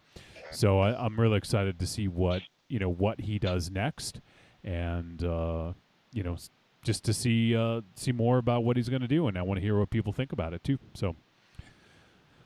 So you guys excited to talk about the film? I think it'll be an interesting discussion. Okay. I know where I'm going. You're going to watch it. Yeah. I've watched the fucking movie. I've seen it. It's not in the background, but yeah. Are you gonna? You gonna brush up and watch it again? I'm gonna watch it again. Yeah. I am too. Yeah. I am too. I will say I like Andrew Garfield. Yeah, you like the Spider-Man? He's good. Yeah, there's some great stuff in there. There's some nods. There's some not great stuff in there. There's some not great. There's a lot. I saw Spider-Man's ass. Yeah, it was nice though. It was nice. And this Spider-Man does some things that are pretty outrageous at times too. And Aries knows what I'm talking about. Spider-Man. Yeah. I was like, holy shit! So you will see Andrew Garfield for the first time. He ain't no fucking Tobey Maguire. Yeah. You see him slinging his web though. No, it ain't web fluid. It ain't web fluid, kids. It's pretty. It's weird, Johnny. Watch it right now. Go ahead. We'll wait. Yeah, we'll start the studio. We'll wait. Yeah, it's fucking weird. This is a weird night. It is a weird night. It is. It is. It's very surreal. Yeah, this is the first. I mean, there's going to be some hiccups because when you guys are talking, there's a very slight delay over Skype. So, it's possible that you guys might be talking, and I'll try to cut in, and you'll hear it like a second later. So, it's going to be a little weird for sure. But look at MZ. He's fucking maxing and relaxing. You got a whole couch to yourself. Sipping on tequila. No, you're not. I love the fact that you're still going to talk into the mic, even though you know it's not working. You two motherfuckers just trying to keep it up. I'm trying to keep it up. I'm 42 years old. Try being 48. Jesus. This got dark. Oh, Yeah. God. Help me. I need popsicle sticks for splints. Oh my God. That must do you get splinters? No, not splinters. Splints. Oh, He knows what you said. He's asking you a question. You mean like the rat that trains the turtles? No, asshole. I mean, wouldn't you dick? Hey, Josh. Josh. Bastard. Oh man. Come on. It sounds like fucking Josh Wheaton. Where's Rico? Come back. what are you looking at? Rico. Rico? Well, how come Whedon doesn't sound like Wheaton? Will Wheaton. Will Wheaton. Will Wheaton's pretty awesome. Actually, yeah, taking it back to Star Trek. Did you see the Picard trailer there? I did. Kind of exciting, right? It looks very good. Yeah. I don't get what that's on, so I won't watch it. Yeah, right. But it does look very good. Yeah. I think it was like CBS Online or whatever. Whatever the fucking online streaming motherfucker. Yeah, I don't do the individual channels, so yeah, I won't see that. They did air. Good. Oh no, go ahead. If you're gonna something there, go ahead. They aired Discovery, the first episode on. Oh yeah, and I watched it, and it was okay, but yeah, it wasn't enough to make me pay for it. But Right. No, I pay for enough things, so, but that's something I pay for. I don't watch it. that's right. Did you guys see that Disney Plus is going to be $12.99, and it also includes Hulu and ESPN Plus? Yes. But it also includes the Hulu is commercial Hulu. Yeah, that's fine. Oh yeah, it's throwing out there. Well, I mean, Aries loves fucking commercials. He's fucking like watching TV. But then you get the Disney stuff, you get Hulu, and you get ESPN. I guess some people don't give a shit about ESPN, but but still, that's pretty That's good pretty deal. dope. Yeah, pretty good deal. That's pretty dope. Ollie thinks so too. Yeah. Secret Life of Pets. That's that. Well, final sausage. You're gonna go to the toilet soon. Ollie really wants that producer credit. He does. Yeah, he's in the back. What's he? That's pretty loud. Play that. Is he barking at you? No, he's not even. I don't want. Go flush him in the toilet. Oh my god. This camera's fucking. Oh, this is the worst. Oh, so I don't know. We should probably wind this down soon. It's gonna be a little less than 2 hours tonight, but like this is want to get into the new format, and also we're probably gonna do slightly shorter shows. At least we're gonna aim for 2.5 hours, and then if we go over, we go over. But but this one we did do a film review, so we're gonna probably cap it off in a little bit. Ollie, okay? He's good. He's good. I think he was barking at Chloe. My cat. Chloe? The cat. Yeah. The cat? The cat lives here. Yeah. The dog lives here. Yeah. Why is the dog barking at the cat? Because she's probably just like giving him scowls. She don't like to cut his jib either. I don't like to cut his jib. He wouldn't let me eat pizza in peace. You can blame the vet for that. Listen. Oh my god.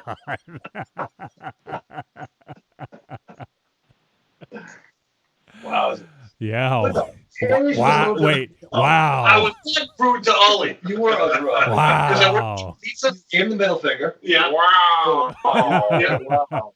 I like that. Give him some crust. No, what? You shouldn't be feeding the dog. That's why he acts like this. He's my companion. He's a friend. Is he your compadre?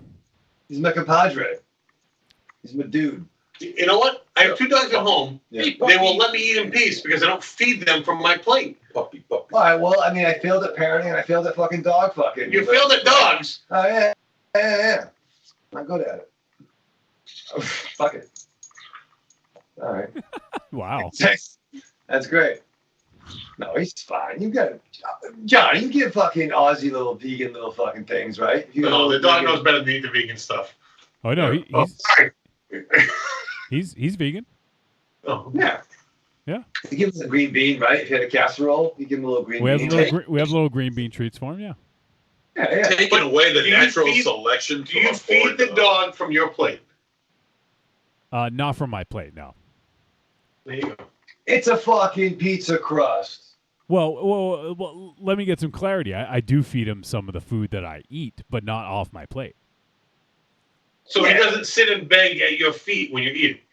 Sometimes he does. Like obnoxiously? No. I mean, because every dog will sit and give you the dog eyes. He'll look like, cute. He'll look cute. Yeah. Yeah. This motherfucker was jumping on me looking for the pizza. You? He's like, he wants those pizza bones. Yeah. Size of the dog to fight. I mean, if he had a club, he would have kneecapped me to get that pizza. Oh, yeah, no. I mean, he's French, you know what I mean? He's from the circus. It's nice. He's fine. He likes podcasting. He likes podcast. Is that on his He list? does. Is that on his list He of does. interests? Oh, yeah. Peeing on stuff, pooping on the grass, and podcasting. Yeah, he likes John Wick movies. John Wick. Except the first 15 minutes. Yeah, he likes that part. We fast forward that. But yo, I watched The Boys. The Boys on the Prime. Oh, did you watch the whole thing? Well, one episode. So you didn't watch The Boys. You watched one episode of The Boys. You can specify because it did. You alluded to the fact you watched the whole thing. Oh, I'm sorry. And especially with this motherfucker in the room. That's true. Fucking Johnny Bingen. Purge. Pigeon purge. No purging. A lot of binging. No purging. Oh no, Yeah, he's purging with those popsicle sticks wrapped around him. Yeah, we get back to that fucking thing. No, we're not going to revisit that one. No. Fucking Jimmy Two Splits. Jimmy Two Splits. Give it 2 splits. Give it whatever. Yeah, buddy. Go find. Do something. Find a hydrant. Let's go pay a bill. Go pay a bill. Let's go dust something, brother. But yeah, I watched episode 1 of The Boys. It was good. I'm excited to watch it. I just re-upped my Prime. So. Yeah, and once again, I read the first 2 trade. Well, I read there were single issues at the time, but what would become the trades. I like the first one a lot. The second one definitely reinforced that Garth Ennis just hates superheroes, which is fine. Oh, you knew that going in. Like, he hasn't been hiding that fact. And which is totally cool. He's an Irishman. He liked the war comics. He doesn't like capes and tights and shit. But it was a little on the nose, the second trade. But I heard the comic got better. My buddy Nate was a big fan, but they did a really good job. They changed a few things up, but nothing to die on a hill for. Simon Pegg's cameo was very cool. It'd be cool if they'd done it years ago so he could be actually Wee Huey. I think even at the point where they wrote the book, it had already aged out of that. Yeah, you're actually probably right. Yeah. You're right. But Carl Urban, yeah, Bones, he's fucking great as Butcher, the leader of the boys. Although it's funny though, Butcher in the comics looks more like Negan does. They gave him a beard, looks a little bit different, but he was great. It's more team building, but it's essentially the first issue if you read that, and it's definitely not Marvel Studios, that's for sure. There's some bad things happen in that book. In that show. Cool. Yeah, I've been curious. I know a lot of people have been talking about it, and so I'm curious. But it's on a list. I have like a million things on that list, so who knows? Right. So, well, I don't know. You guys want to start to wrap this shit up? Yeah, as well. Yeah. Wrap up. It's getting close to 11, which is when our cutoff would normally be. Well, hey, this was an experiment. It wasn't quite failed. We figured out enough. We had to use some Scotch tape and bubble gum, and the favors of a few people, including Marion, had chipped in. So we appreciate that. And by the way, did she buy the cable or did she have it? I gave her money. Okay, because we may want to return it because we are getting the cables in soon. So, but we appreciate that. That's super helpful. So I appreciate Marianne and also T-Dog for helping me to unearth my studio. I don't know. I can't really move the camera because of the way I have it set up, but there's literally boxes all over here. Let me see if I can do it. Let me see. You have the upside down smile of Amazon like framed next to your face. You guys can't see it, but I just did it on live feed. So I'm showing. I have two different. You guys see a different angle, but I'm showing. You fucking fancy pants over here. 2 cameras. Okay. 2 camera Wolfenstein. Johnny 2 cams. 2 cam slam. 2 cam slam. The 2 cam slam. So things are a little rough in here, but things will get hammered out. We got an episode. Yeah, right. Not for nothing. I mean, like, once again, you're in Maryland. There's things in boxes. I mean, Aries was here. We're trying to figure things out. Montezero didn't give a fuck. He was here like 10 minutes live. Yeah, right. He had no idea. But it was exciting. Evil Corny just said, "Wow, Wolfie," because he saw my boxes. Yeah, I wish I could do a tour of the whole apartment. There's like literally boxes everywhere. So it's rough. It's rough getting your all your shit on a Saturday and then starting a job on a Monday. Oh, you already started? Yeah, I started this past Monday. Oh shit. So, but hey, that's what happened. So I got to deal with it. But yeah, so this hopefully we see even just a slight improvement next week. We'll it's gonna be a adjustment. Like it's having everyone in one studio is pretty awesome and pretty easy because we can just all talk to each other. And now we have a slight delay, not too bad, but a slight delay, and we have basically double the tech the potential for tech issues. So thanks, Wolfie. Well, if podcasting actually paid the bills, I wouldn't have to do this. So, So we can. Oh, so it's the listeners' fault. Yeah, exactly. You come online there, assholes. Come on. Jobs. No, I'm kidding. Corny, not seriously. Corny said my studio is like the warehouse from Raiders in the Lost Ark in here. Oh, I can't believe you opened it now. Yeah. Where's that mustache guy wearing the crate, you know? That is the Dun, dun, dun, dun, dun. So we should see some slight improvements. Ravenshadow, you and I will have to talk about getting this shit hammered out. I don't know. Man. All right, no, I got it, but yeah, we moved on. I don't care. And but yeah, so we'll be back next Thursday at 8 p.m. hopefully. And yeah, I mean that's the goal is 8 p.m. But we had a bunch of tech issues we had to work through tonight for doing it for the first time. So hopefully it'll be more timely.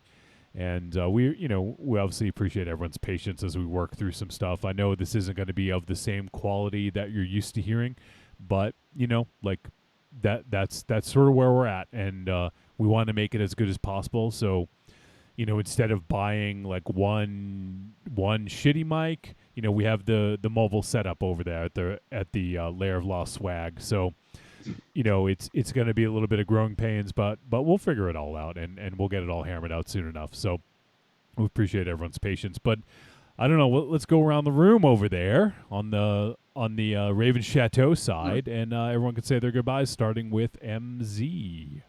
Revenge, douchebags. All right, Aries. Goodbye. Ravenshadow. Live fast, love hard, die with your mask on. Ooh, you went really low there. Yeah, and even you grabbed the hold of that mic? Yeah, and I was doing Jack and shit right now? Yeah. Jack left town. and shit left town too. All right, so that is gonna do it for episode 367 of Trick or Treat Radio. Once again, we appreciate you guys' patience, all the people watching live, waiting for us to come on air, and also for the people checking out the podcast and hearing slightly less than stellar quality. We will iterate on this and we'll make it better, but we appreciate you guys sticking around. And remember, next week we're going to be doing Under the Silver Lake next week. We've postponed the movie review so that everyone can get a chance to watch it, and this time we won't have tech issues, or hopefully not as much. And we'll be back next week live Thursday at 8 p.m. Eastern Standard Time. And until then, we appreciate all you guys tuning in, and I'll see you dudes next week. See you.